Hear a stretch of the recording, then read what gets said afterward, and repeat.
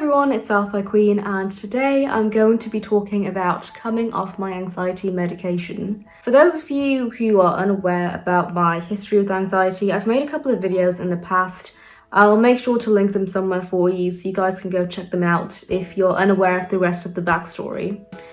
But since I made my last video, a lot has happened with my medication, my journey if you will. And that video was, I think, about a month or two after I first started taking the medication. So that would have been about 2 and a bit years ago now. And yeah, since then a lot has changed. I have fully been through the path of sertraline, and as of 1 month ago today, I've been completely off it. So the last time I took a tablet was the 8th of January, and on the day this video goes up, it will be the 8th of February. And things have been great. The adjustment process is something that I'll talk about.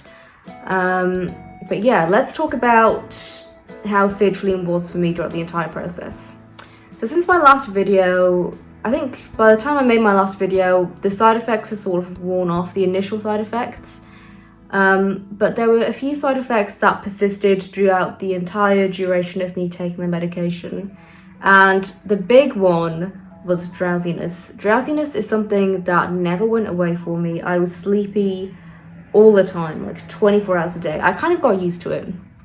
It was at a point where if you came up to me at any point during the day and you said, hey, fall asleep right now, I could fall asleep in like less than 60 seconds. I was always sleepy and nothing could really help that. I could sleep for like 12 hours or I could sleep for 6 hours and I would feel just as drained either way.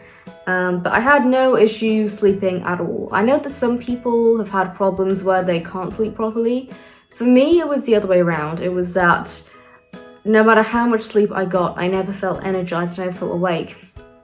And typical things like exercising or drinking more water, things that can help you feel awake, even taking cold showers, none of that really gave me 100% energy. That was something that I lost for that 2.5 years that I was taking the medication, which for the most part wasn't that big of a problem, but it really took away time from my hobbies and things that I loved, because whenever I had free time, I would use that free time to try and rejuvenate what a little energy could come back to me.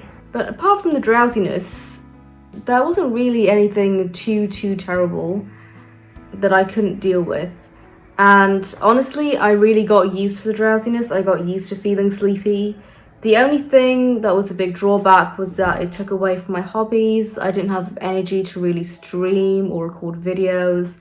And if I did, I would feel very sluggish. And I didn't really have much motivation to do anything outside of working. So that for me was university coursework and exam work, and I would try and make the most of my social life as well. But in terms of my hobbies, that's what really suffered. So once I was done with university, which was I think I finished my exams in June. It was early June 2019.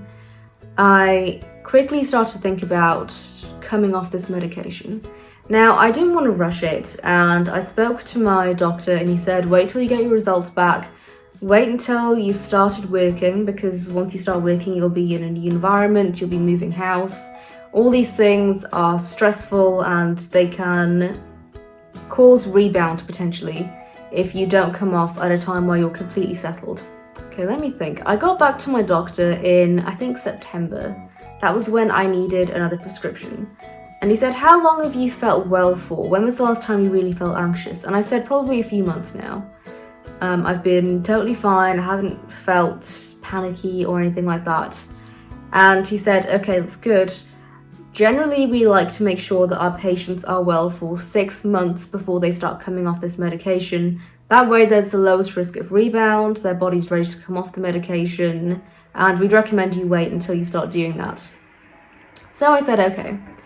I came back to him a couple of months later, and at this point it'd been, well, pretty much the 6-month mark. And I wanted to ask him, how do I come off this? What do I do? Now, I was on the minimum dosage, so I was on 50 milligrams a day. I'd been on that dosage ever since I started taking the medication and it worked for me. So luckily the weaning process was quite straightforward, as I didn't have to lower my dosage in that sense. So for me, he said, okay, start off by taking one pill every other day, and then take one every 3 days, one every 4 days, and so on. And keep going until you feel like you don't need to take any more. So there wasn't any sort of strict set in stone weaning process, although he did say take one every other day for maybe 2 weeks, and then one every 3 days for the 2 weeks. So lower your dosage every 2 weeks, and then eventually you'll get to such a low dosage that you technically won't need to be on it anymore. Weaning off sertraline, as with any of these medications, is half a physical process and half a mental process. So your body will be somewhat reliant on it, but a lot of it will be in your mind. You might be thinking, if I don't take a tablet today, maybe my feelings of anxiety will come back, and as a result they'll come back just because you thought of it that way. But luckily, I didn't think of it like that, which is lucky. I knew that I wasn't dependent on it anymore, basically. So about probably a week or so after I had that conversation with my GP, I consciously started reducing my dosage. So I took one pill every other day for 2 weeks, and that was probably the hardest part of the weaning process, because I suppose the easiest point to rebound is when you first start coming off it, because your mind isn't used to that.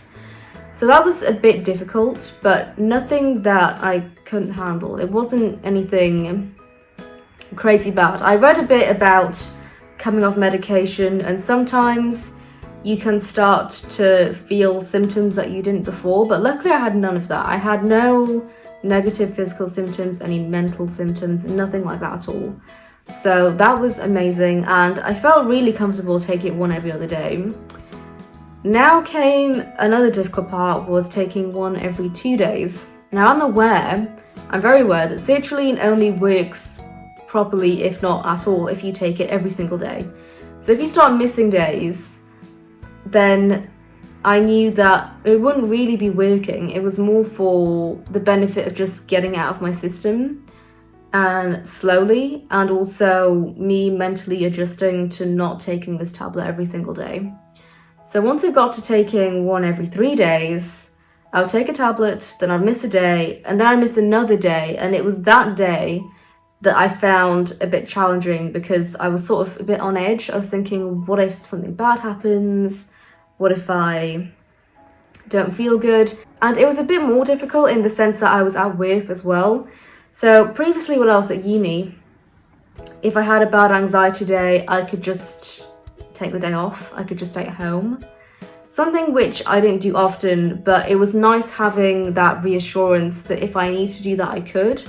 Whereas if I was at work, and thankfully I never had any anxiety problems at work, but just knowing that if I was at work and I felt really terrible, I couldn't just run away and disappear. I had to be there for a certain number of hours every day. And that was something which I really felt unsettled about. But I tried not to think about it. But yeah, it was okay. Once I did it a few times, I felt a lot better about not being as dependent on the medication. So then came after 4 weeks, so 2 weeks of once every other day, 2 weeks of once every 3 days, so let's say a month. After that period, it was take one and then wait 3 days. Now, this is where it starts to get a bit blurry, because at some point, I think I did that for about a week, maybe 2 weeks, where I would take one, then miss 3 days, then take one and then miss 3 days. And then at some point, I took one, missed 3 days, and then I lost track of how many days it had been.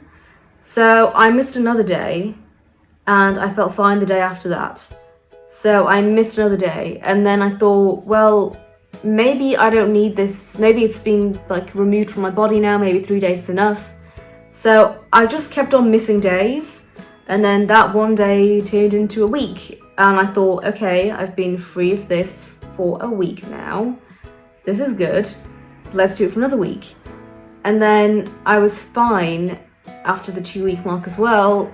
Nothing bad happening, no feeling of wanting to be back on it, no anxiety coming back to me.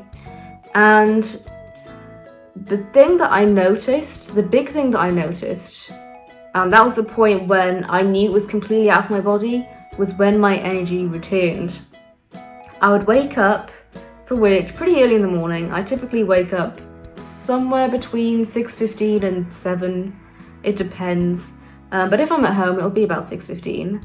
And I'll go into work, I'll be extremely sleepy, I'll struggle not to doze off on the commute.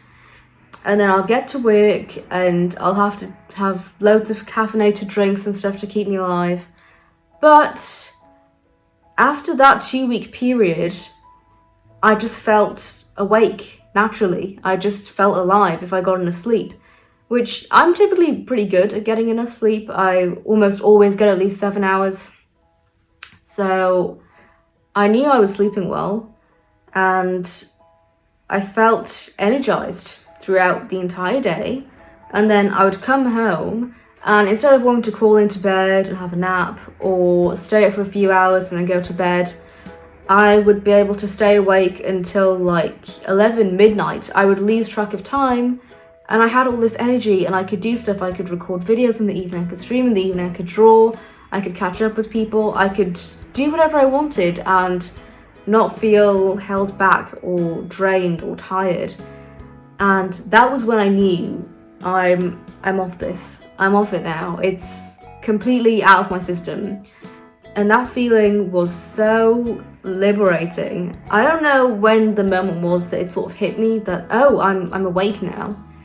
But it was probably after about the 2-week mark, and I feel different. Like, I just have a spring in my step now that I didn't before, and that feels amazing. And I'm glad I've got to share this with you guys, and I'm glad I shared my entire sort of process, because I don't know. It's something that I feel comfortable talking about online for some reason, and I think that more people should do it. But that's basically it. Yeah, that's it. I'm off Sertaline. Free for a month. And yeah, I have about 2 months of meds just sitting around, which I need to take back to the pharmacy at some point. But it feels so good just to be free, I guess. And I feel healthy, I feel good. I can go to the gym and work out and do things that I couldn't before, and that's amazing. So I'm glad to leave you on that good note. I'm happy that this series has sort of drawn itself to a close. But if anyone has any questions about anything, please leave it in the comments. I'm more than happy to talk about this in even more detail. So thank you to everyone who made it to the end. And yeah, stay tuned for hopefully more consistent uploads. Thank you all so much for watching and have a great day.